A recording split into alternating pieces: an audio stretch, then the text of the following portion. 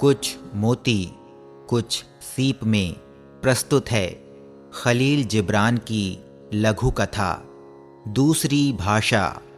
प्रवाचक हैं अमित सोनी।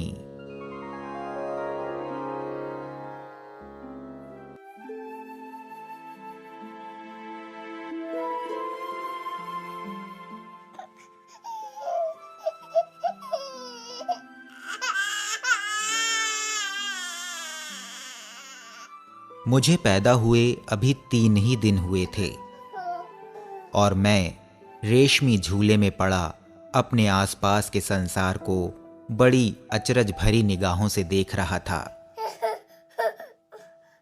तभी मेरी माँ ने आया से पूछा, कैसा है मेरा बच्चा? आया ने उत्तर दिया, वो खूब मजे में है। मैं उसे अब तक 3 बार दूध पिला चुकी हूं। मैंने इतना दिलखुश बच्चा आज तक नहीं देखा। मुझे उसकी बात पर बहुत गुस्सा आया और मैं चिल्लाने लगा, माँ, ये सच नहीं कह रही। मेरा बिस्तर बहुत सख्त है। जो दूध इसने मुझे पिलाया है वह बहुत ही कड़वा था और इसके स्तनों से भयंकर दुर्गंध आ रही है।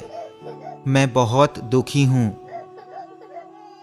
परंतु ना तो मेरी माँ को ही मेरी बात समझ में आई और ना ही उस आया को, क्योंकि मैं जिस भाषा में बात कर रहा था वो तो उस दुनिया की भाषा थी जिस दुनिया से मैं आया था।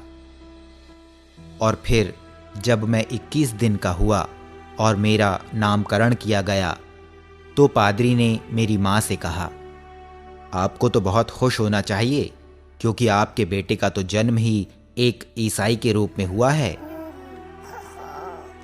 मैं इस बात पर बहुत आश्चर्यचकित हुआ।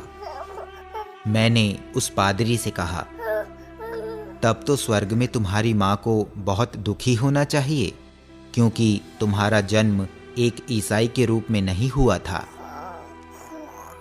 किंतु पादरी भी मेरी भाषा नहीं समझ सका। फिर 7 साल के बाद एक ज्योतिषी ने मुझे देखकर मेरी माँ को बताया, तुम्हारा पुत्र एक राजनेता बनेगा और लोगों का नेतृत्व करेगा। परंतु मैं चिल्ला उठा, ये भविष्यवाणी गलत है क्योंकि मैं तो एक संगीतकार बनूंगा और कुछ नहीं, केवल एक संगीतकार। किंतु मेरी उम्र में किसी ने मेरी बात को गंभीरता से नहीं लिया। मुझे इस बात पर बहुत हैरानी हुई।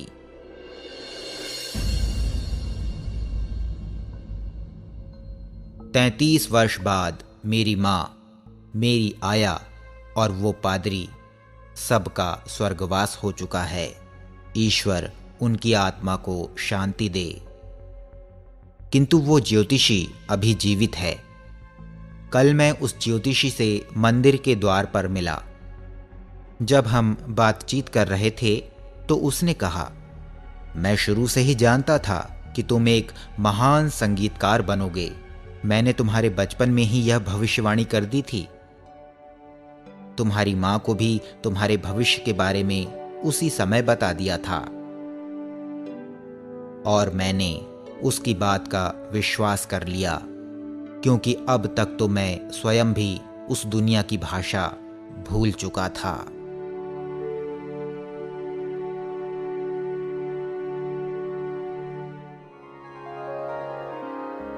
ये थी खलील जिब्रान की लघु कथा दूसरी भाषा। प्रवाचक थे अमित सोनी।